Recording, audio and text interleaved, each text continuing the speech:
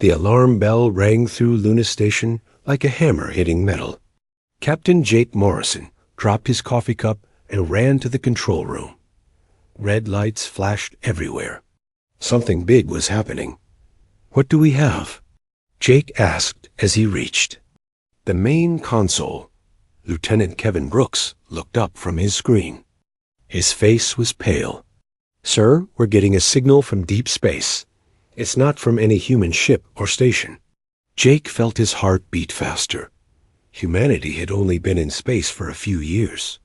They had never met aliens before.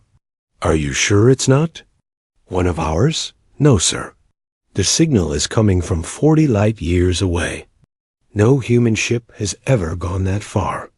Dr. Lisa Grant rushed into the room. She was the best language expert on Luna Station. Her job was to study alien communications if they ever found any. Today was that day. "Let me hear it," Lisa said, pushing past the other officers. Kevin played the recording. Strange sounds filled the room. It was clearly a voice, but not human. The words were musical but sad. "Very sad. It's definitely intelligent," Lisa said, listening carefully. "This is a language, a real alien language." Jake sat down hard in his chair. First contact. This was what every human had dreamed about since they first looked at the stars. But something felt wrong about this signal. "The signal is getting weaker," Kevin reported. "Whatever is sending this won't be able to transmit much longer." Lisa worked at her computer, running the alien words through translation programs. Slowly, patterns began to appear on her screen. The computer found repeated sounds and matched them to possible meanings. "I'm getting something," she said. "The computer is finding patterns. Give me a few more minutes." Hours passed. Jake ordered. Food brought to the control room. Nobody wanted to leave. This was the most important day in human history. Finally, Lisa looked up from her work. Her eyes were red from staring at the screen. "I have a partial translation." "You're not going to like it." She pressed a button. The alien voice played again, but now human words appeared on the screen as it spoke. "My name is Zethkai. I am the last leader of the Kalari people. Our world burns. Our children are dead. The machines came from the dark between stars. They eat worlds. They eat civilizations. We fought for 3 years. We are not warriors. We are teachers and healers. We helped other worlds when they were sick. We shared our knowledge freely. Now we die alone." The room went quiet. Jake felt sick to his stomach. These aliens were dying, and they were good people. They helped others. Instead of fighting them, the voice continued. "We send this message to warn others. The Vorth Collective grows stronger with each world they consume. They learn from every battle. They adapt to every weapon. Soon they will find your worlds too. Run if you can. Hide if you must. Do not try to fight them as we did. We thought our goodness would protect us. We were wrong." Lisa stopped the recording. "There's more, but it's mostly technical data about their attackers. These Vorth sound like some kind of machine intelligence that spreads from world to world." Jake stood up and walked to the big window that looked out at Earth. His home planet looked so peaceful from here, blue and white and beautiful. He thought about his wife and 2 kids down there. He thought about all the billions of people who had no idea that killer machines were somewhere out in space. "How far away did you say the signal came from?" Jake asked. 40 light years, Kevin answered. "But sir, that signal was sent 40 years ago. Whatever happened to these Kalari people already happened decades ago." Jake nodded. That was how space worked. Light took time to travel, even very fast light. The signal they were hearing was old news. "But that means," Jake said slowly, "these Vorth machines have had 40 more years to grow stronger, to eat more worlds, The thought made everyone in the room uncomfortable. Somewhere out there, machine killers were moving from star to star, destroying everything they found. "Sir," Kevin said quietly, "there's something else." The computer detected the direction. This signal came from. If these machines are spreading outward from that area, and if they're looking for new worlds to attack, they're heading toward Earth, Jake finished. Lisa looked at more data on her screen. The Kalari signal mentions that these machines move slowly between stars. Even if they're coming toward us, we probably have years before they arrive. Maybe decades. Jake thought about that. Years or decades sounded like a long time. But it also meant that every day they waited, the machines got closer to Earth. "Keep working on that translation," Jake ordered. "I want to know everything these Kalari people learned about fighting the Vorth, and get me a direct line to Earth Command. The generals need to hear this." As his crew got back to work, Jake looked out at the stars again. Somewhere out there, good people had died alone, fighting an enemy too strong for them. They had sent their final message into space, hoping someone would learn from their mistakes. The Kalari had died trying to warn others. Jake decided that their sacrifice would not be wasted. Earth would be ready when the machines came. But deep in his heart, another thought was growing. The Kalari had died alone. They had helped other worlds, but when they needed help, nobody came for them. Jake Morrison was not the kind of man who could live with that thought. 3 weeks after the alien signal arrived, Earth's entire space fleet gathered near Mars.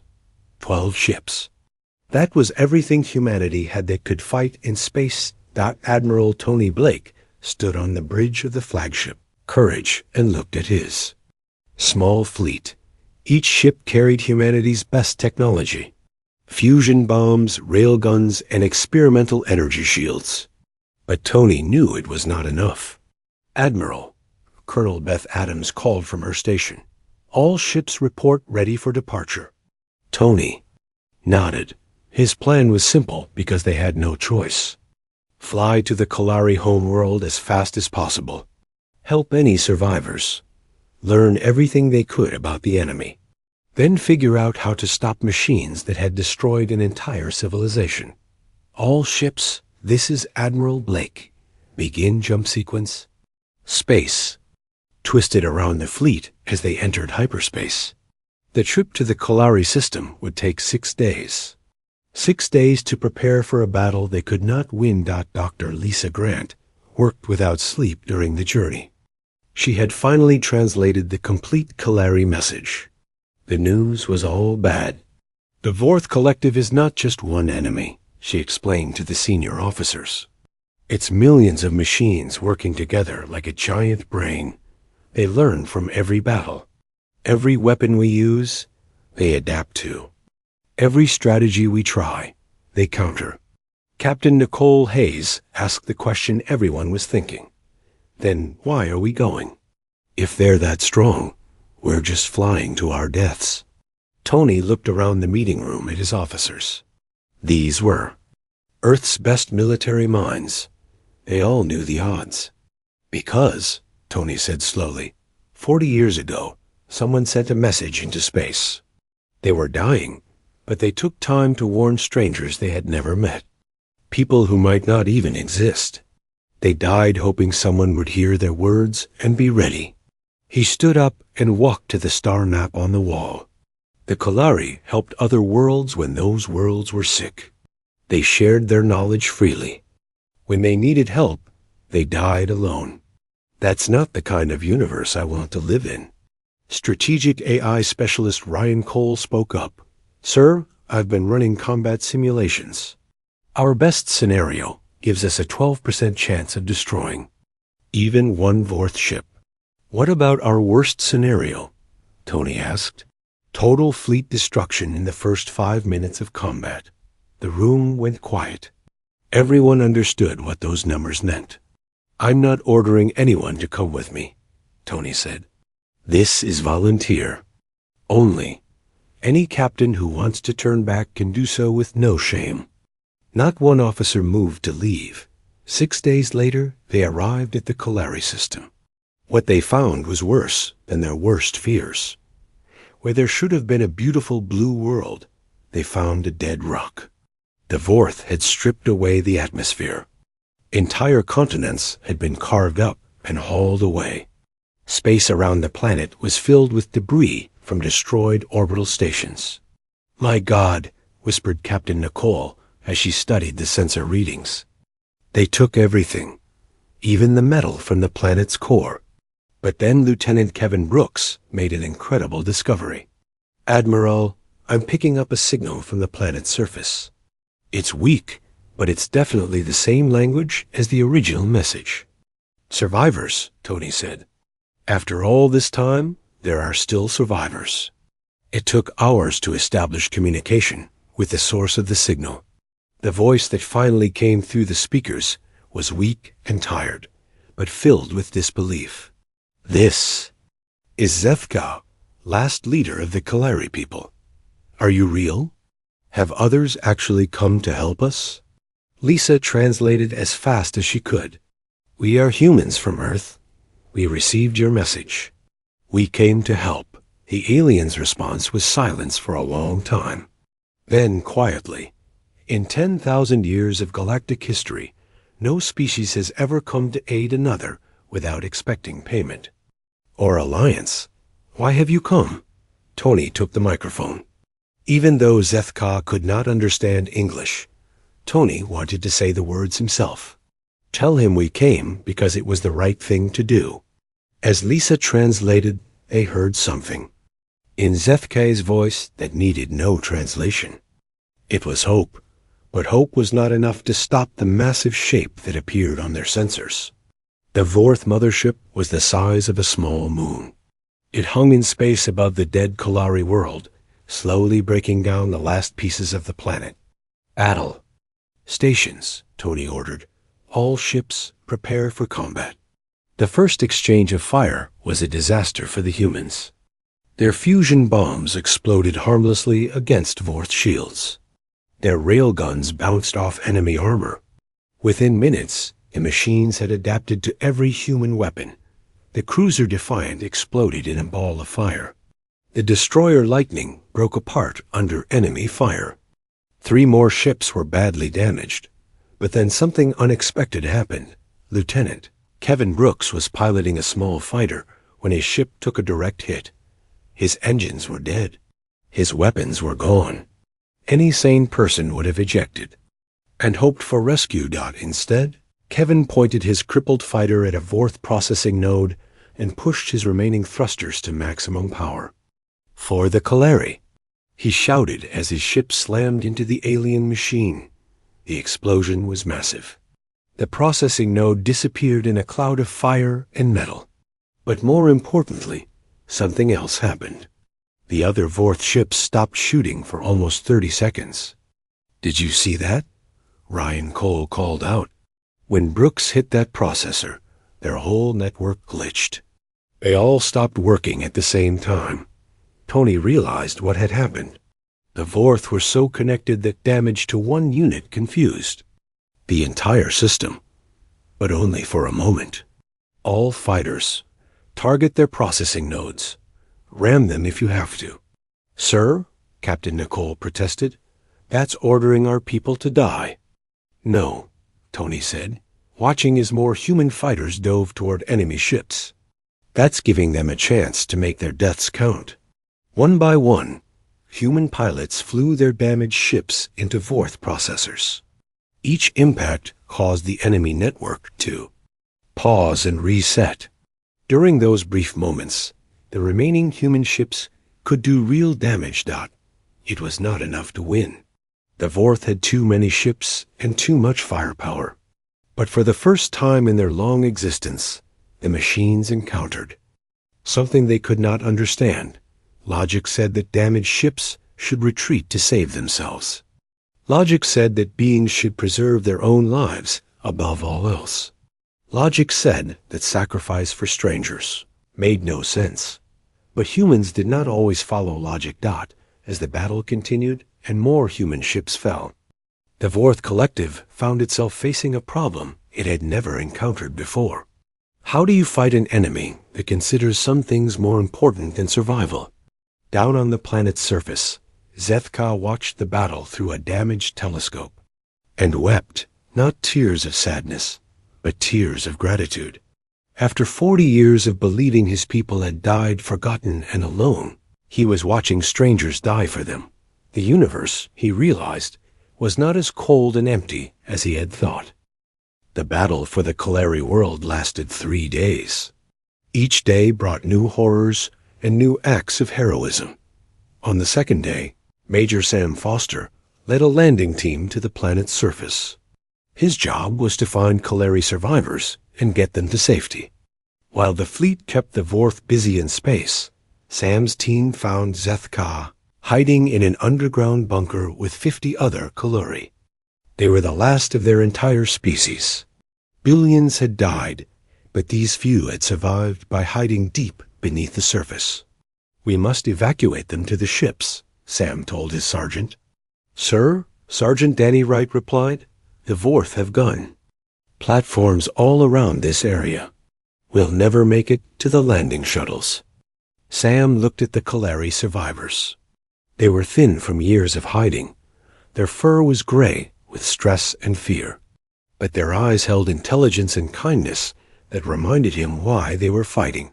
"Then we make our own path," Sam decided. What followed was the kind of battle that makes legends. Sam's Marines used captured Vorth technology mixed with human weapons. They fought building to building, tunnel to tunnel, buying time for the evacuation ships to land. The Kalari helped however they could. Zethka showed the humans secret passages through the underground city. Other survivors shared their knowledge of Vorth weak points they had discovered during years of hiding. In space, the human fleet was dying slowly. Captain Nicole Hayes had lost half her crew when her ship took a direct hit. Commander Alex Parker's destroyer was held together by emergency patches and prayer. Admiral Tony Blake faced the hardest decision of his life. Long-range sensors showed more Vorth ships approaching from other systems. Soon the humans would be outnumbered 1,000 to 1. The smart choice was retreat. Save what was left of Earth's fleet. Go home and prepare defenses. Leave the Kalari to their fate. Tony could not make that choice. All ships, this is Admiral Blake. We stay until every Kalari survivor is safely aboard our ships. No one gets left behind. Captain Nicole's voice crackled over the radio. "Sir, that's impossible. We don't have enough ships to carry them all and fight the Vorth at the same time. Then we'll have to choose," Tony said quietly. "Some of us will take the survivors home. The rest will stay behind to buy them time." The fleet split into 2 groups. The damaged ships loaded with Kalari survivors prepared to jump back to Earth. The remaining combat ships formed a defensive line between them and the approaching Vorth reinforcements. Commander Parker volunteered to lead the rear guard. His ship, Defiance, was too damaged to make the long journey home anyway. 6 more ships stayed with him. Enough firepower to delay the enemy for a few hours as the evacuation ships prepared to leave. Zethka asked to speak with Admiral Blake one last time. "Why?" the alien leader asked through Lisa's translation. "Why do you sacrifice yourselves for strangers? What do you gain from our survival?" Tony thought about the question. He thought about his wife and children back on Earth. He thought about all the good things in the universe that were worth protecting. "We gain the knowledge that when darkness comes, someone chose to light a candle," Tony said, "even if it costs them everything." The evacuation ships jumped to hyperspace just as Vorth reinforcements arrived. Commander Parker and his small fleet faced odds that would have made ancient heroes weep. "All ships, this is Parker.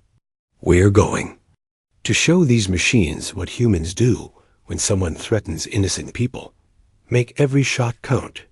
The final battle was magnificent and terrible.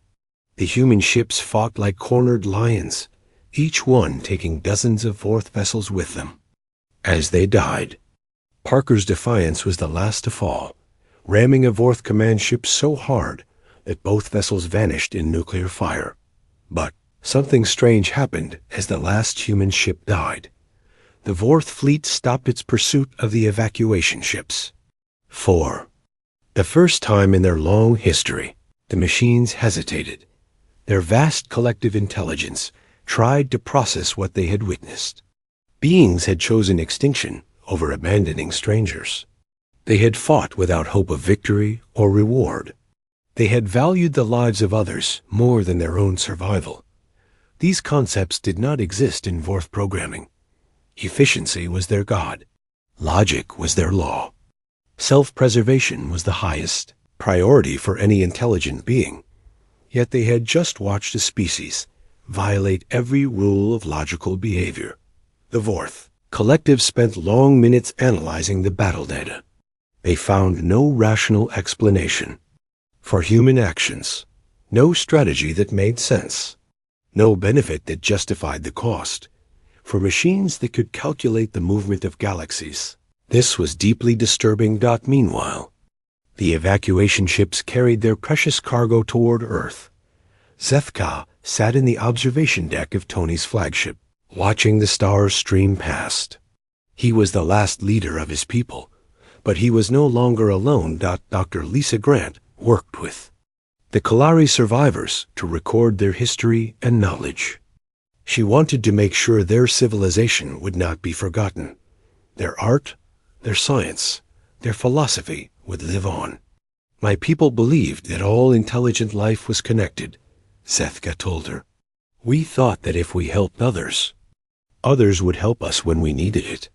For 40 years, I believed we were fools. And now? Lisa asked. Zeth-Ka looked out at the stars where Commander Parker and his brave crew had died for strangers they barely knew. Now I know we were right. It just took the right species to prove it. As news of the battle spread through space, something unprecedented began to happen. Species that had hidden from the Vorth for generations started talking to each other.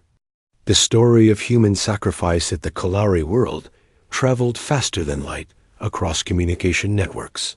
On 100 worlds, beings asked the same question Zethka had asked.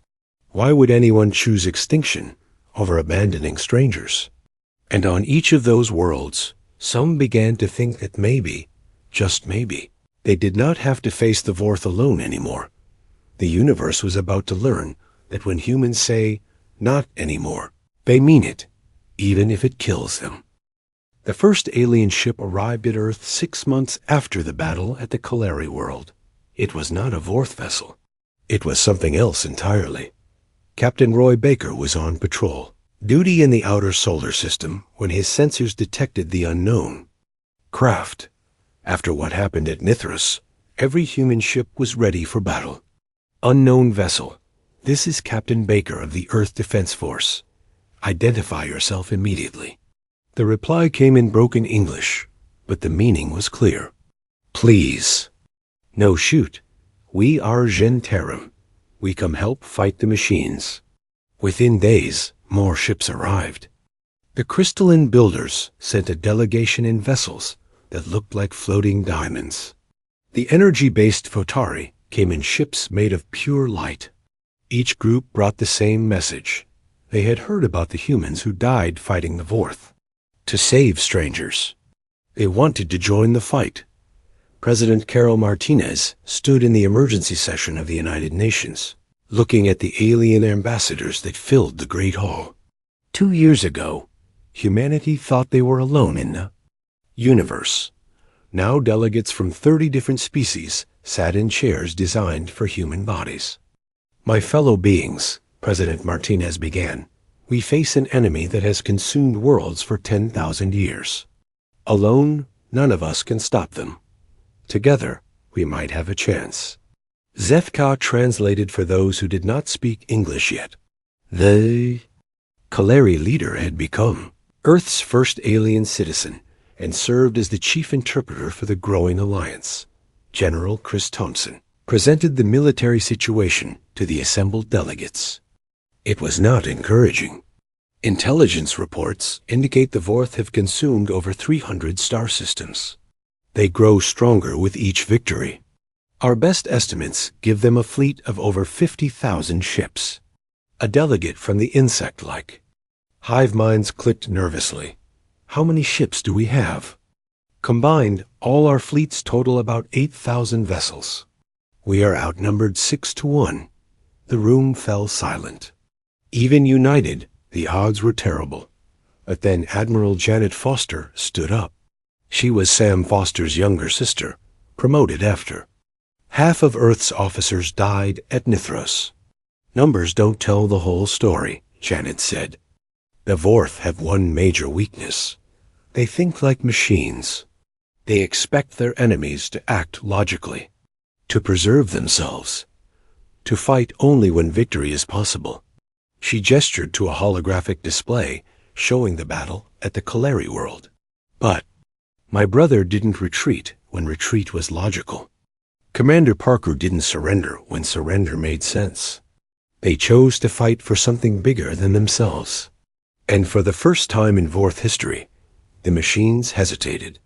Dr. Elena Rodriguez, Earth's leading expert on captured Vorth technology, added her findings. We've analyzed wreckage for Nithros. The Vorth collective intelligence is incredibly advanced, but it has no programming for irrational behavior. When faced with actions that make no logical sense, their processing systems slow down or even crash temporarily. A plan began to form, not just a military strategy, but something more. A way of fighting that used the Alliance's greatest strength. Their diversity, their unpredictability, their willingness to sacrifice for each other. The builders offered their defensive technology. Shields that could protect entire planets. The Photari shared their energy weapons, more powerful than anything the Vorth had faced. The Jantarim provided their warrior culture and fearless fighters. But the most important contribution came from the humans. They offered something the galaxy had never seen before. Military doctrine based on emotional decision-making rather than cold logic. Captain Scott Lewis was put in charge of the new Integrated Command Academy. His job was to teach alien officers how to think like humans, how to make decisions based on heart as well as mind. The key, Scott explained to a class of mixed-species officers, is to care more about the mission than about your own survival. The Vorth can predict logical tactics. They cannot predict someone who is willing to die. For strangers, the lessons were hard for many species to understand. The crystalline builders lived for thousands of years. The idea of throwing away such a long lifespan for temporary tactical advantage seemed wasteful. But slowly, understanding grew. The aliens began to see what made humans special. Not superior technology or overwhelming strength, but something much more rare. The courage to do what was right, even when it meant certain death. Meanwhile, Vorth expansion continued across the galaxy. World after world fell to their relentless advance. But something was different now. Instead of facing isolated planets that fought alone, the machines encountered coordinated resistance. When they attacked the Photari home system, Jantarim warriors were waiting in ambush. When they tried to consume a builder crystal farm, human ships provided covering fire for the evacuation. For the first time in their existence, the Vorth found their enemies working together. The machines adapted their tactics, but they could not adapt to the fundamental change in galactic politics. The Alliance was not just a military partnership. It was becoming something like a family. Human children learned Kaleri poetry in school. Jantarim warriors shared battle songs with human marines. Builder crystals were used to make Earth's cities more beautiful, while human artists created sculptures for the Photari Energy Gardens. Dr. Lisa Grant established the cultural exchange program, bringing together beings from dozens of worlds to share knowledge and traditions. What she discovered amazed her. We're not just allies anymore, she reported to President Martinez. "We're becoming something new. A galactic civilization based on cooperation instead of conquest." But the Vorth were not idle during this time. Their collective intelligence analyzed every battle, every tactic, every weapon used against them. They began developing countermeasures for alliance strategies. More troubling, they started adapting to unpredictable behavior. Vorth ships began making seemingly irrational moves in battle. They started sacrificing individual units for strategic advantage, mimicking the very human traits that had given the Alliance its edge. Admiral Foster received the disturbing intelligence reports at the Alliance headquarters on Earth. "They're learning," she told her staff. "The machines are starting to copy our emotional tactics. If they master unpredictability while keeping their numerical advantage, we'll lose everything." The time for the final confrontation was approaching. The Vorth had finished consuming the outer rim of the galaxy and were moving toward the core worlds where the Alliance had its strength. But the Alliance had something the machines still could not understand or copy. They had hope. They had the belief that some things were worth fighting for, even against impossible odds. As the largest fleet in galactic history prepared for the ultimate battle, beings from 100 worlds worked side by side. Human engineers helped build Genterim weapons. Kalari scientists shared their knowledge with builder technicians. Photari energy beings powered the massive ships that would carry them all into battle. And at the center of it all, the simple truth that had started everything. When good people face extinction alone, someone has to stand up and say, "Not anymore." The final battle was coming. The Alliance was as ready as they could make themselves. It was time to find out if courage could triumph over efficiency, if heart could defeat pure logic, if a galaxy united could stop an enemy that had never known defeat. The answer would determine not just who controlled the stars, but what kind of universe they would all live in. The final battle began at dawn on 17 different worlds simultaneously. Admiral Janet Foster stood on the bridge of the Alliance flagship Unity, watching as the largest fleet in galactic history prepared to face the Vorth Collective's ultimate weapon. The machine intelligence had built a megastructure the size of a solar system, a processing facility designed to consume entire star clusters at once. All fleet commanders, this is Admiral Foster.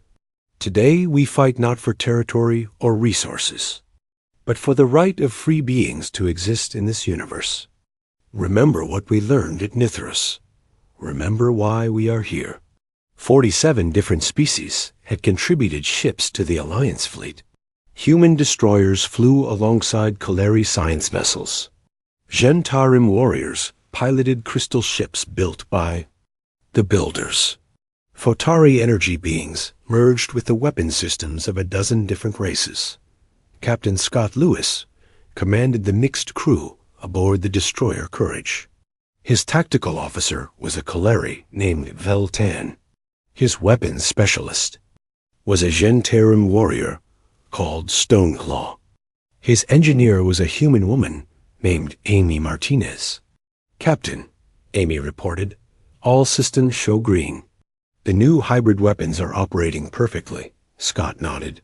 The Alliance's greatest advantage was not any single technology, but the combination of different approaches to the same problems. Human creativity merged with Kalari science, and Genterim warrior instincts had produced weapons the Vorth had never encountered. The enemy appeared on sensors like a dark tide washing across space. 50,000 Vorth vessels moved in perfect formation, their collective intelligence coordinating every action. At their center, a massive processing facility began extending harvesting beams toward the nearest star. "All ships, commence attack pattern Alpha," Admiral Foster ordered. What followed was unlike any battle in galactic history. The Alliance fleet did not fight as separate units, but as a single organism with 47 different types of cells. Human ships provided unpredictable tactics. Kalari vessels offered precision targeting. Zhentarim fighters created chaos in enemy formations. The Vorth responded with their usual efficiency, adapting to each tactic within minutes. But as soon as they countered one strategy, a completely different approach hit them from another direction. Captain Nicole Hayes, now commanding the heavy cruiser Defiance, in honor of the ship lost at Nithros, led a squadron of mixed vessels against a Vorth processing cluster.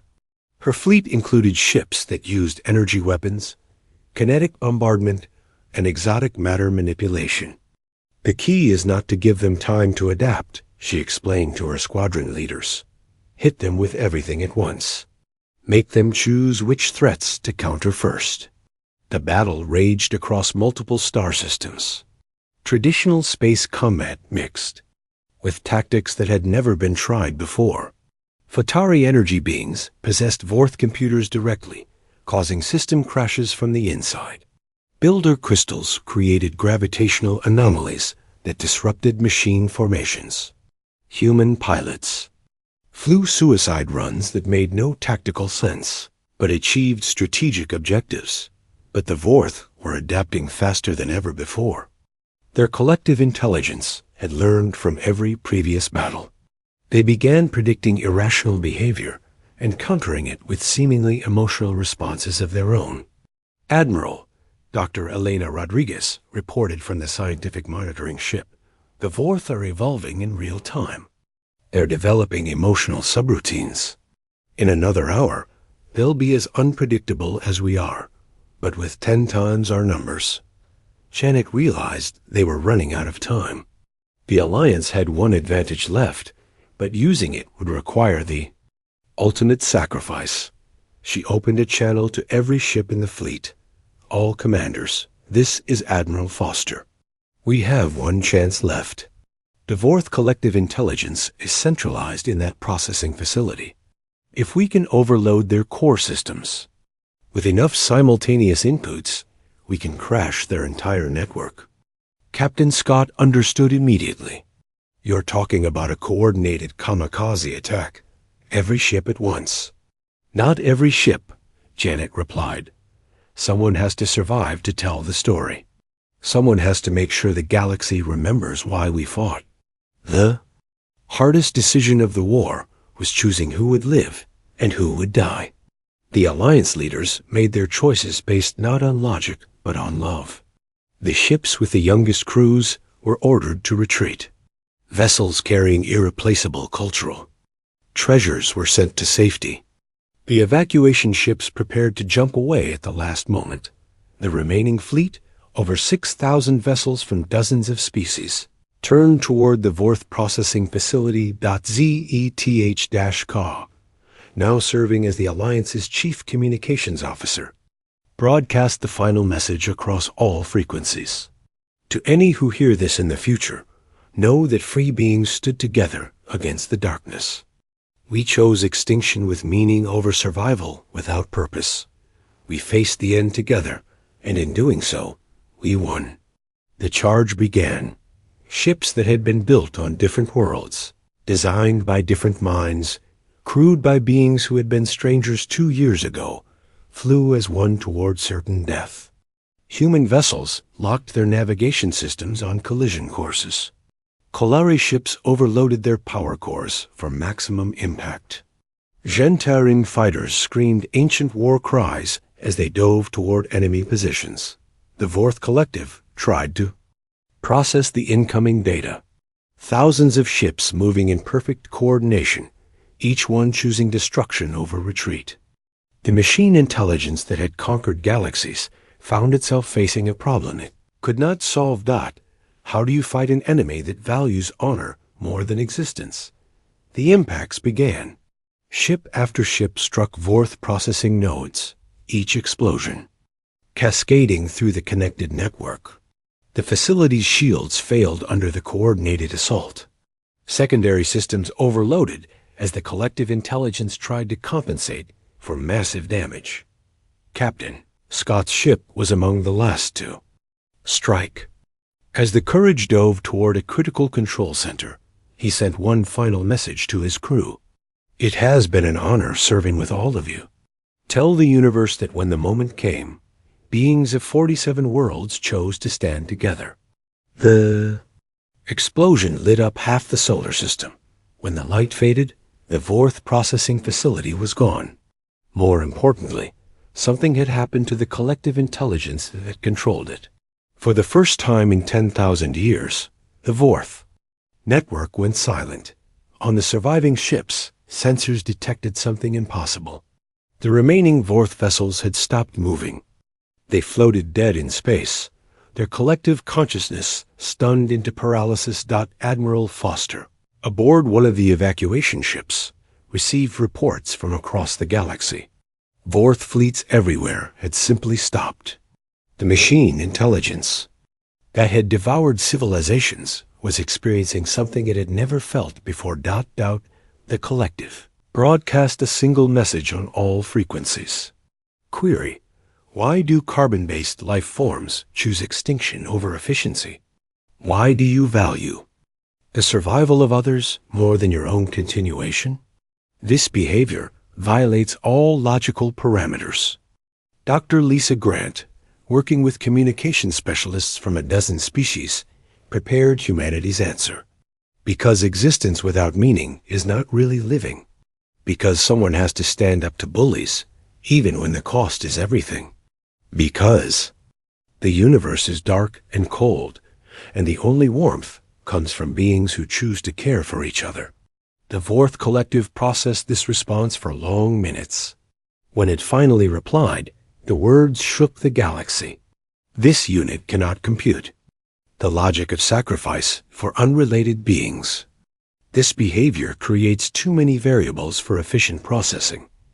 This unit will withdraw to analyze these concepts further. All Vorth forces will cease expansion pending resolution of this paradox. Across the galaxy, machine fleets turned away from populated worlds and headed for the empty space between galaxies.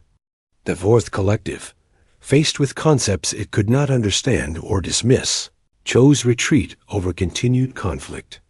The war was over. In the aftermath, the surviving Alliance fleet returned to their home worlds as heroes. But the real victory was not military. It was something much more important. The galaxy had learned that cooperation was stronger than conquest. That diversity created strength instead of weakness.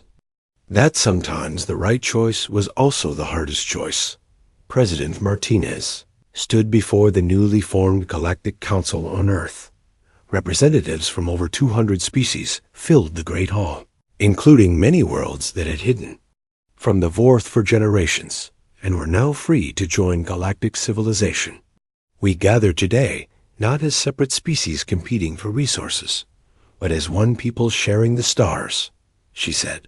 The price of this unity was paid by brave beings from 47 worlds who chose to face extinction rather than abandon their principles. A memorial was built in Earth's orbit, listing the names of every being who died in the war. Human names were mixed with Kaleri symbols, Gingerim honor marks, and builder crystal patterns. At the center, a simple message in every known language. They faced extinction alone, then Earth said, "Not anymore." Zethka, now the Kalari ambassador to Earth, often visited the memorial.